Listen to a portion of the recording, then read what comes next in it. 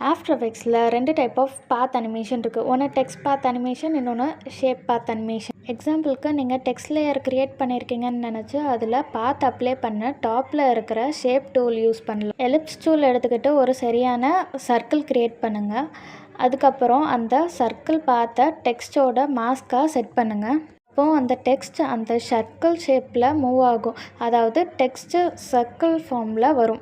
அதே மாதிரி மாஸ்க் செட்டிங்ஸில் போய் சேஞ்ச் பண்ணலாம். டெக்ஸ்ட் எப்படி மூவ் ஆகணும், ஃபார்ம் ஆகணும், செட்டிங்ஸ் அட்ஜஸ்ட் பண்ணுங்கள். நீங்கள் டெக்ஸ்ட் லேயர் பாத்தில் செட் பண்ணியிருக்கீங்கன்னு நினச்சி அதில் ரிவர்ஸ் பாத் ஆப்ஷன் கொடுத்தா டெக்ஸ்ட் ஆப்போசிட் சைடில் மூவ் ஆகும். அதே மாதிரி ஃபஸ்ட் மார்ஜின் செட் பண்ணலாம்.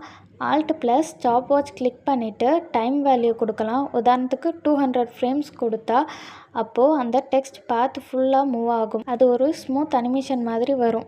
இதில் மெயின் ஐடியா என்னென்னா, டெக்ஸ்ட் ஒரு பாத்தை ஃபாலோ பண்ணிவிட்டு அனிமேட் ஆகுது. அது பார்க்கும்போது